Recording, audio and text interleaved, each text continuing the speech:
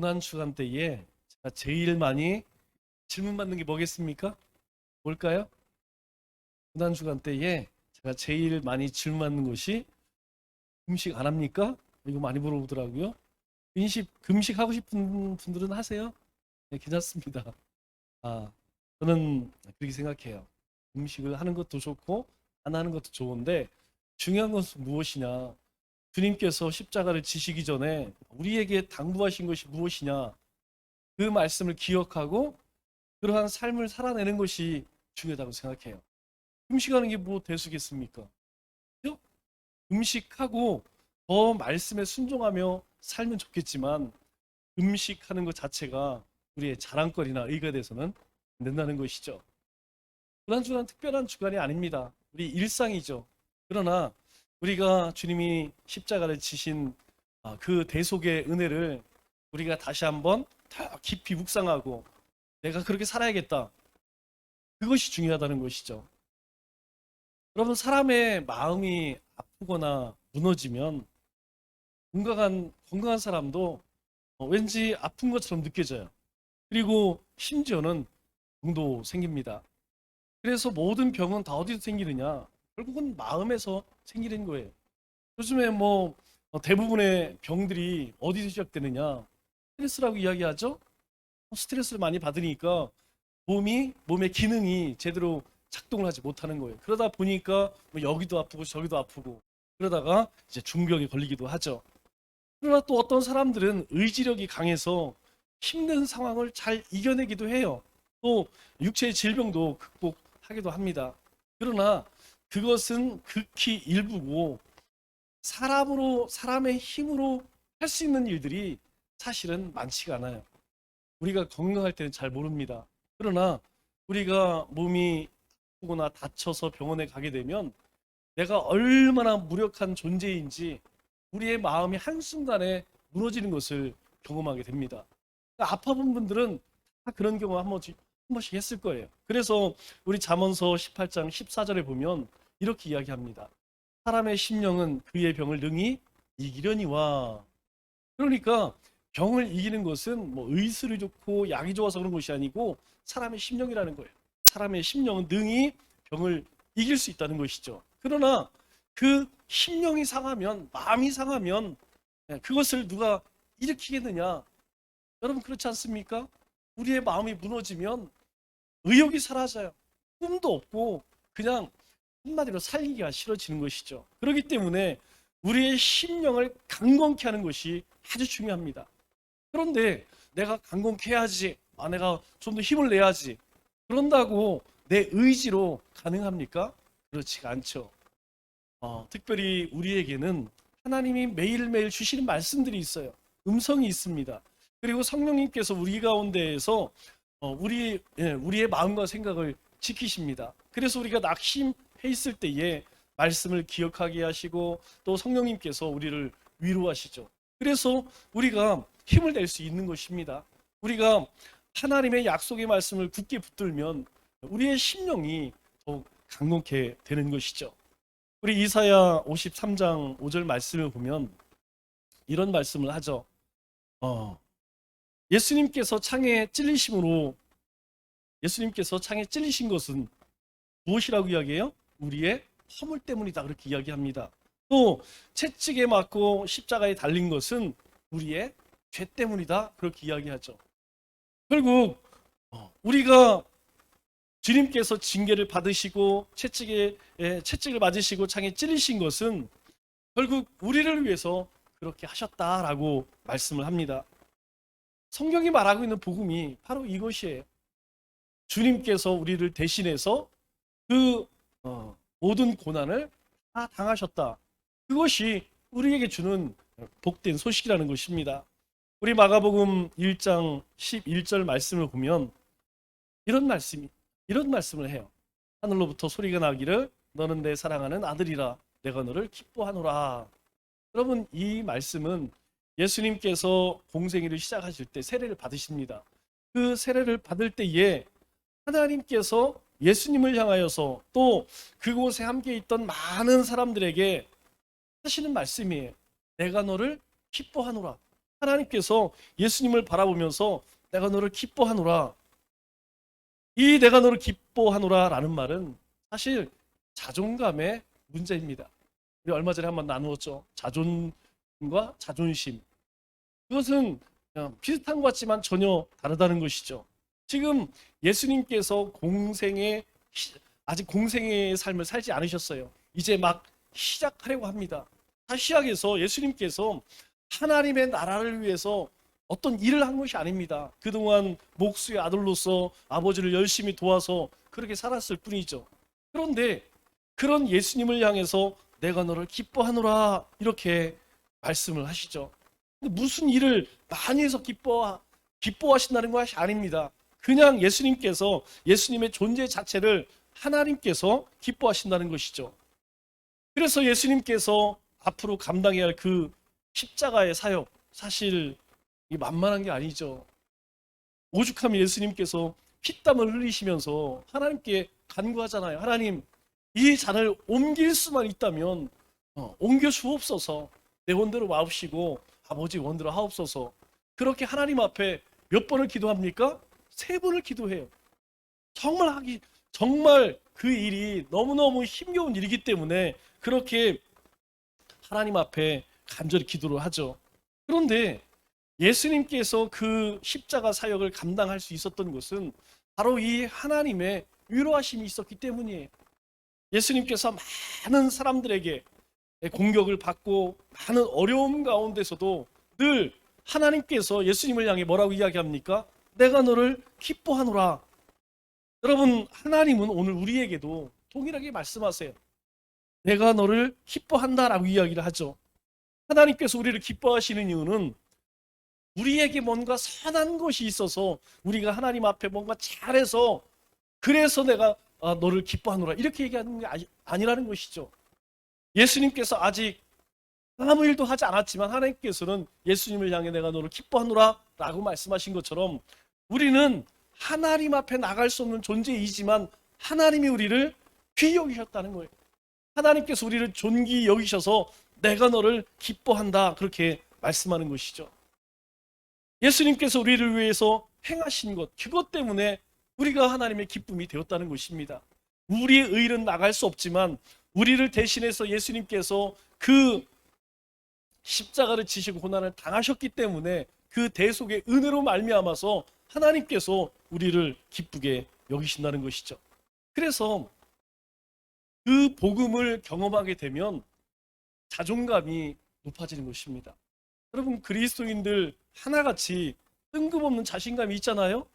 세상 사람들하고 이야기 나누면 모든 그리스도인들은 다 어떤 이야기를 하느냐, 궁극적으로는 나는 하나님의 자녀라는 것이죠. 나는 하나님의 백성이라는 것이죠. 그래서 어느 때에 하나님이 부르시더라도 나는 그 나라 간다는 것입니다. 그래서 뭐 성경 지식이 많이 모르고 세상에서 그렇게 뭐 잘 나가는 사람이 아닐지라도 논쟁이 벌어지면 어떻습니까? 당당해요. 자신감이 있습니다. 왜 그래요? 바로 우리가 복음을 경험하였기 때문에, 주님이 우리와 함께하기 때문에 우리는 그렇게 자존감 있는 그런 인생을 살게 되는 것이죠. 그 근거가 무엇입니까? 성경이 우리에게 이야기하는 것은 너희가 잘해서 그렇다는 것이 아니죠. 바로 그 자존감의 근거는 무엇이냐면 예수 그리스도라는 거예요. 그래서 우리의 노력이나 우리의 공로 그거 바라보지 않는다는 것이죠. 하나님께서 그 예수님의 그 은혜를 덧입었느냐, 우리가 하나님의 의라고 할 때 그 의는 덮여졌다는 거예요. 우리는 여전히 죄의 모습으로 살아가지만 하나님께서 예수님의 의로 우리를 덮어주셔서 우리 안에 있는 그 악함을 하나님이 보시지 않는다는 것이죠. 사실 하나님께서 우리가 쓸모 있어서 우리를 부르셨을까요? 하나님이 능력이 없어서 우리를 부르셔서 우리로 하여금 뭔가 세상 가운데서 일시키려고 우리를 불렀을까요? 아니에요. 하나님의 관점에서 보면 우리는 도무지 쓸모없는 인간입니다. 그런데 하나님은요, 그 쓸모없는 우리를 불러서 쓸모 있게 만드시려고 부르셨다는 거예요. 아무 쓸모 없지만 하나님께서 우리를 부르셔서 의롭게 하시고 소명과 사명을 깨닫게 하셔서 또 믿음으로 살게 하셔서 우리로 하여금 하나님 나라의 일을 감당케 하시는 것이죠. 왜 그렇습니까? 우리가 하나님의 나라에 갔을 때에 하나님께서 분명히 약속해요. 우리에게 상을 주시겠다는 거예요. 면류관을 주시겠다는 거예요. 그래서 우리가 이 땅 가운데에서 아무도 알아주지 않지만, 여러분, 교회 생활 열심히 하는 사람들 보고 세상 사람들이 다 뭐라고 이야기합니까? 교회에 미쳤다, 예수에 미쳤다, 정신 나갔다, 거기 교회 가면 밥이 나오냐 뭐가 나오냐, 다 조롱하고 놀립니다. 그러나 우리가 그렇게 열심히 살아가는 이유는 한 가지예요. 하나님께서 우리를 쓸모 있는 그런 존재로 만드셨기 때문에 우리는 그렇게 살아가는 거예요. 왜? 나중에 하나님 앞에 섰을 때에 참 잘했도다, 착하고 충성된 종이라고 하는 그 주님의 칭찬, 주님의 상을 받기 위함이라는 것이죠. 그래서 우리가 그 하나님의 은혜를 생각하면 행복한 거예요. 여러분, 세상 사람들처럼 뭐 세상에서 잘 나가고 많이 소유하고 그리고 자기 이름을 드러내서 행복한 것이 아니고, 우리는 주님께서 우리 가운데 함께 하시고 우리에게 약속하신 그 약속이 있기 때문에 우리는 행복하다는 것이죠. 성도는 이미 세상 속에 사는 새로운 시민입니다. 비록 우리가 이 땅 가운데 살고 있지만 우리의 신분은 완전히 달라졌다고 이야기해요. 그 달라진 신분이 무엇입니까? 오늘 19절 말씀을 보니까 이렇게 말씀을 하죠. 뭐라고 이야기합니까?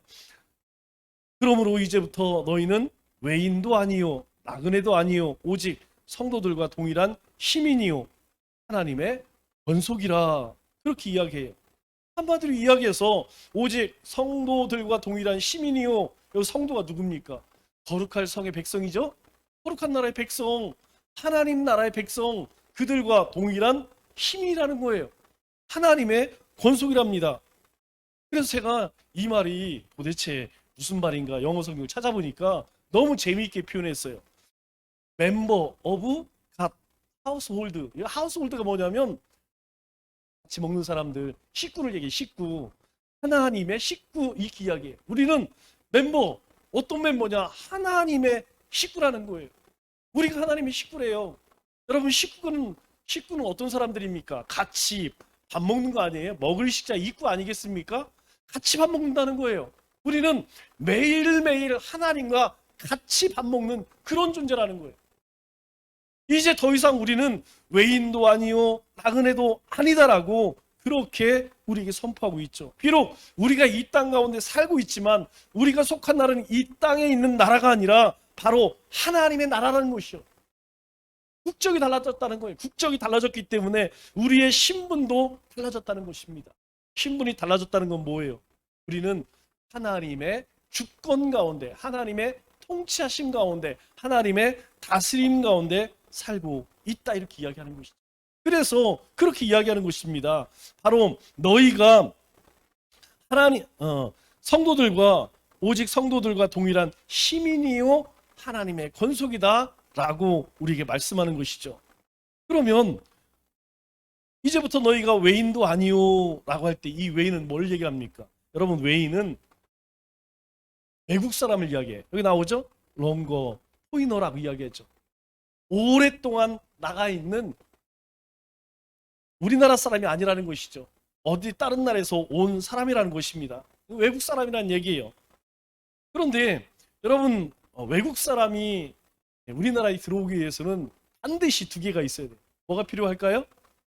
여권이라는 것이 필요하고 비자라는 것이 필요합니다.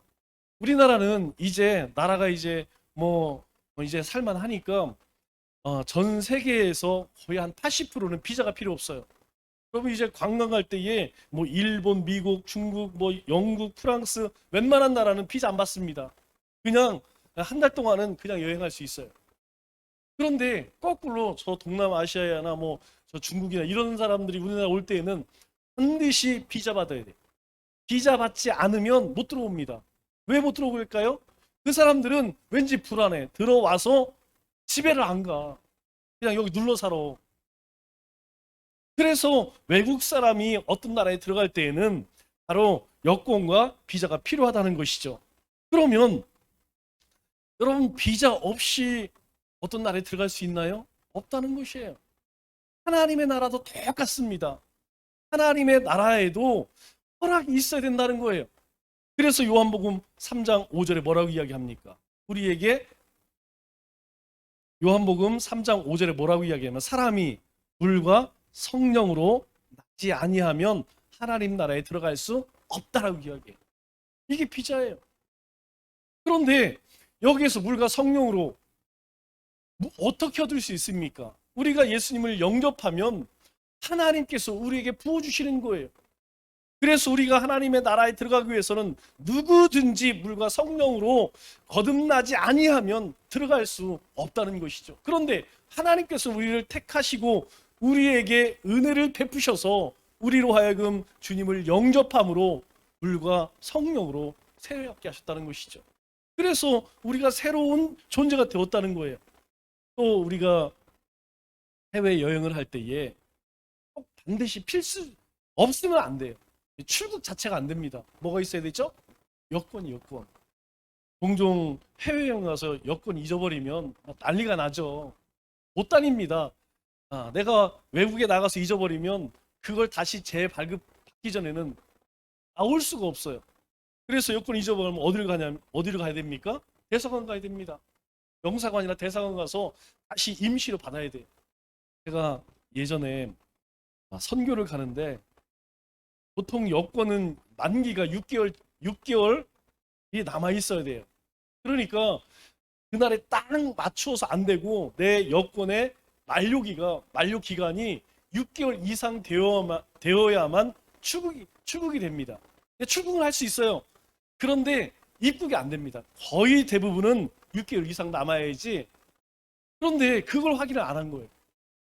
저 사람들이 수십 번 확인을 했죠. 그런데 확인하는 사람 담당자도 여행사도 그걸 확인을 안 했어요. 딱 출국을 하려고 하는데 그게 딱 걸린 거예요. 이거 아직 기간이 이거 4개월밖에 안 남아서 출국 못 합니다. 지금 한 30명이 가는데 한 사람이 딱 걸린 거예요. 어떻게 하겠습니까? 그런데 공항에 가면 그 여권 발급하는 법무부 사무실이 있어요. 여러분들도 참고로 아셔요. 그 안내 데스크에 가서 이 법무부 나오는 사무실 어디 있습니까? 그러면 알려줍니다. 그러면 거기에 가서 여행하는 목적, 예를 들어서 카탈로그나 뭐 이런 것, 초청장이나 이런 것이 있으면 그 자리에서 바로 해줘요. 저도 그때 처음 알았습니다. 막 난리가 났죠. 그래서 방법을 찾다가 그 법무부 사무실이 공항에 있다는 사실을 알고 가서 우리 일정표를 주고 설명을 하니까 바로 만들어 주더라고요. 여러분 여권 없으면 나갈 수도 없고 들어올 수도 없는 것이죠. 우리가 하나님께서 우리를 위해서 십자가의 대속물이 되어 주셨기 때문에 우리는 그것이 여권이라는 거예요. 우리는 하나님의 나라에 무엇으로 들어가느냐? 바로 예수님의 이름을 가지고 들어간다는 것이죠. 그 증거가 무엇입니까? 바로 우리 가운데 주신 물과 성령으로 거듭난 것. 그래서 우리는 하나님 나라의 백성이다. 그렇게 말씀하고 있는 것이죠. 19절에 보니까 또 그렇게 이야기하죠. 나그네도 아니요. 여러분 여기서 나그네는 원어를 보면 불법 이민자, 불법 7일자, 시민권이 없는 그런 거류자를 이야기합니다. 우리가 막 내전이 일어나고 전쟁이 일어나면 사람들이 살기 위해서 막 피신을 가잖아요. 난민들 이야기야, 난민들. 그 난민들을 바로 요 나그네라고 표현하는 거예요. 그런데 불법 체류자나 난민은 그 나라에서 허락되지 않았기 때문에 어떻습니까? 취직하기 어려워요. 어떤 일하기가 뭐 물건을 사기도 어렵고, 그리고 집을 구하기도 어렵고, 직장을 구하기도 어렵습니다. 그리고 경찰에 잡히면 강제 추방되는 거예요. 그렇기 때문에 항상 천대받고 헐벗고 그리고 굶주린 가운데 살 수밖에 없는 것이죠. 그런데 오늘 사도 바울이 에베소 성도들에게 과거에 너희가 그랬다는 거예요. 과거에 너희는 여권도 비자도 없는 그런 외인이요, 그리고 너희는 나그네였다라고 이야기하죠. 사실 하나님 없는 사람들의 모습입니다. 우리가 예수님을 만나기 이전의 모습이 바로 그러했다는 것이죠. 그래서 오늘 사도 바울이 우리는 성도된 우리는 외인도 아니요 불법 체류자도 아니다 그렇게 이야기하는 것이죠. 그러면 그 이전에 우리의 모습이 무엇이었습니까? 우리 에베소 2장 12절에 그렇게 설명하죠. 그때에 예수님 만나기 이전에 너희는 그리스도 밖에 있었고 이스라엘 나라의 사람이 약속의 언약에 대해서는 외인이요 세상에는 소망도 없고 하나님도 없는 자였다. 이전에 우리가 그렇다는 거예요. 이 에베소 성도들에게 지금 사도 바울이 편지를 쓰면서 너희가 이전에 어떤 신분이었느냐, 그런 신분이었다는 것이죠. 그런데 이제는 오직 성도들과 동일한 하나님의 거룩한 시민이 되었다. 성도라는 말이 무엇입니까? 성도는 하나님의 택한 받은 백성을 이야기하는 것이에요. 거룩한 백성을 이야기하는 것이죠. 하나님의 나라의 백성이 되었다는 것을 말씀합니다. 우리 사도행전 22장 25절에 이하의 말씀을 보면 그런 이야기가 있어요. 사도 바울이 열심히 복음을 전하다가 붙잡히게 되죠. 붙잡히게 돼서 전하지 말라는 복음을 전하니까 어떻게 합니까? 감옥에 가두고 이제 매를 때리게 되죠. 그때에 사도 바울이 뭐라고 이야기합니까? 너희가 로마 시민 된 나를 죄도 정하지 아니하고 책짓할 수 있느냐? 여러분, 인도라고 하는 나라가 굉장히 큰 나라예요. 인구수도 막 10억이 넘습니다. 중국 다음으로 많은 나라죠. 그런데 제가 이 인도라고 하는 나라 인터뷰를 보니까 그 나라는 경찰이 진짜 부대뽀더라고요. 경찰이요, 그냥 길거리에서 회초리 있죠, 회초리로 그냥 막 때려요. 마스크 안 쓰면 그냥 말이 필요 없습니다. 그냥 등짝 스매시라고 그러죠. 그 나무가 굉장히 아픈 나라에 태형 때리는 나무예요. 한 대 맞으면 그냥 막 다 눕더라고요. 그런데 그거 갖고 다니면서 마스크 안 해서 말도 안 합니다. 뭐 모자도 없어요. 언뜻 보면 무슨 약간 뭐 건달 같아요. 그런데 그냥 막 마스크 안 쓰는 다니는 사람 막 때리더라고요. 그뿐만이 아닙니다. 뭐 질서 안 지킨 사람들 잡아다가 그 자리에서 막 엎드려 뻘쳐시키고 앉아 이렇게 시키고 그러더라고요. 완전히 경찰이 거기는 정말. 그런데 당시 로마도 그랬다는 거예요. 이 로마 사람들이 얼마나. 그래서 이 사도 바울을 잡아다가 뭐라고 이야기해요? 죄도 정하지 않고 재판도 하지 않고 이제 치려고 하니까, 아니 나는 로마 시민인데 너희가 죄도 정하지 않고 재판도 하지 않고 나를 때려? 그러니까 그 이야기를 들은 백부장이 누구를 찾아갑니까? 천부장을 찾아가죠. 백부장은 100명의 장입니다. 그러니까 지금으로 따지면 중대장쯤 되겠죠? 천부장은 1000명의 대장이에요. 그러니까 한 대대장쯤 되겠죠. 중대장이 대대장을 찾아가서 이야기하는 거예요. 아니 지금 이런 사람을 잡아와서 지금 이렇게 조치를 하려고 하는데 로마 시민이라고 하는데요. 그러니까 천부장이 깜짝 놀라는 거예요. 함부로 로마 시민권을 가진 자를 체포해 와서 치려고 했다는 그 자체가 문제가 되는 것이죠. 그래서 천부장이 급히 찾아옵니다. 그리고 묻습니다. 아니 나는 돈을 많이 들여서 이 로마 시민권을 샀는데 너는 어떻게 해서 로마 시민이 되었느냐, 시민권을 얻게 되었느냐. 그때 사도 바울이 뭐라고 이야기합니까? 나는 그냥 나면서부터 로마 시민이었어. 그렇게 이야기해요. 그러니까 이미 아버지 때에 로마 시민권을 받았다는 이야기죠. 그러니까 나면서부터 로마 시민이 된 것이죠. 그 이야기를 들은 천부장이 어떻습니까? 백부장과 함께 이 사도 바울에게 싹싹 빌고 두려움에 떨었다. 성경이 그렇게 이야기하고 있습니다. 당시에 로마 시민권이라는 것이 그렇게 힘이 있었다는 것이죠. 여러분 지금도 가장 파워 있는 시민권이 어디예요? 뭐니 해도 미국 시민권이죠. 여러분 미국 시민은 한국 시민하고 달라요. 한국 사람이 어디 이란에 소화되고 어디 가서 뭐 잡혀가 그러면 한국은 신경도 안 쓰더라고. 그래서 자기가 해결해야 돼. 여러분들도 어디 외국에 가시면 조심하셔요. 잡혀가면 대사관이 와서 잘 안 도와줘. 그런데 미국은 틀립니다. 미국은 자국 국민이 어디 가서 납치를 당했다, 아니면 어떤 사고를 당했다, 그러면 나라가 정부가 나서서 그렇게 대처를. 정말 무섭습니다. 여러분, 어, 기자 하나가 북한에 들어가서 몰래 취재하다가 잡혀갔죠. 그래 감옥에 갇혀서 거의 죽게 되었어요. 그때 그 한 사람을 구하기 위해서 누가 합니까? 전직 대통령이 그 한 사람을 구하러 간다니까요. 그게 미국이라는 거예요. 왜 그렇습니까? 그래서 미국 시민들은요, 어느 곳에 가든지 나 미국 시민이다, 이게 자랑이라는 거예요. 지금 우리나라도 이제 많이 이제 선진국 이제 막 들어가죠. 그래서 우리는 모르지만 외국 사람들이 그렇대요. 특별히 동남아시아 사람들이 한국 사람, 한국 여권, 그러면 이것이 몇백만 원에 몇천만 원에 거래야 된다는 것이죠. 그렇게 나라가 힘이 생기니까 누구 어깨에 힘이 들어가요? 국민들 어깨에 힘이 들어가는 거예요. 나라 안에 있을 때는 모릅니다. 밖에 나가면 그렇다는 것이죠. 그러나 하늘의 시민권은 어떻습니까? 이 로마 시민권과는 비교할 수 없는 것이죠. 여러분, 이 로마 시민권이라는 것은 나라가 없어지면 그냥 아무것도 아닌 거예요. 그래서 빌립보서 3장 20절에 뭐라고 이야기합니까?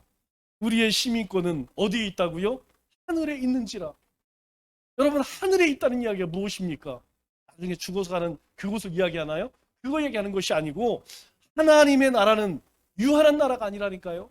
영원한 나라가 하나님의 나라예요. 그래서 우리의 시민권은 하늘에 있는지라, 이 말의 의미는 우리의 시민권은 영원하다라는 것이죠. 죽어서만 존재하는 시민권이 아니라 오늘 우리가 이 땅 가운데 살아가는 동안에도 그 시민권은 여전히 힘이 있다는 거예요. 하나님께서 우리에게 이 시민권은 돈으로 살 수 있는 것도 아니고 세상의 능력으로 살 수 있는 것이 아니라고 합니다. 무엇으로만 얻을 수 있어요? 오직 예수를 믿는 믿음으로만 얻는 것이 이 하나님 나라 하늘의 시민권이라 그렇게 말씀하고 있죠. 그러면 우리가 하나님 나라의 시민이라면 여러분, 하나님 나라의 백성으로서 지켜야 할 법이 있죠. 내가 대한민국 국민이면 국민으로서 꼭 지켜야 할 의무가 있다는 것이죠. 책임이 있습니다. 이게 뭡니까? 뭐 세금을 내는 것, 그리고 국방의 의무, 뭐 이런 의무가 있죠. 마찬가지로 하나님의 하늘나라의 시민이라면, 우리가 하나님 나라의 시민권을 가지고 있다면 이 땅에서 반드시 해야 할 책임과 의무가 있는데 그것이 무엇이에요? 바로 하나님의 말씀을 쫓아 사는 것이에요. 너희가 하나님의 나라의 백성이면 하나님의 말씀을 들어야 된다는 것이죠. 그 말씀을 쫓아 살아야 한다는 것이죠. 너희가 그 말씀을 듣고 지켜 행해야 된다는 것이죠. 우리가 비록 이 땅에 발을 딛고 살지만 우리는 하나님 나라의 시민이기 때문에 하나님의 나라의 법을 지켜야 한다는 것입니다. 그러면 그것을 역으로 이야기하면 어떻게 되죠? 우리가 이 땅에 살면서 하나님의 말씀을 지키지 않는 것은 내 스스로 나는 하나님 나라의 시민이 아니다라는 것을 이야기하는 것밖에 되지 않는다는 것이죠. 그래서 하나님께서 우리에게 말씀하세요. 우리 데살로니가전서 5장 16, 18절에 우리가 너무나 잘 아는 말씀이죠. 여러분, 주님께서 우리에게 우리를 향한 뜻이 있는데 그 뜻이 무엇이냐? 항상 기뻐하라, 쉬지 말고 기도하라, 범사에 감사하라. 이것이 그리스도 안에서 우리를 향하신 하나님의 뜻이라고 얘기해요. 왜요? 우리가 하나님의 시민이라는 거예요. 우리가 하나님 나라의 백성이라는 것을, 내가 하나님 나라의 하나님의 건속이라는 것을 분명하게 안다면 우리는 항상 기뻐할 수 있다는 것이죠. 좋은 일이 있어서 기뻐하는 것이 아니고 내가 하나님의 시민이기 때문에 기뻐할 수 있다는 거예요. 하나님께서 우리의 기도를 응답하시기에 기도하라는 거예요. 하루 24시간 이 성전에 앉아 기도하는 것이 아니고 네가 살아가는 삶의 현장에서 너를 고통스럽게 하는 것이 있다면, 힘들게 하는 것이 있다면 그것을 위해 기도하라는 것이. 하나님, 오늘 살아가야 하는데 어떻게 해야 할까요?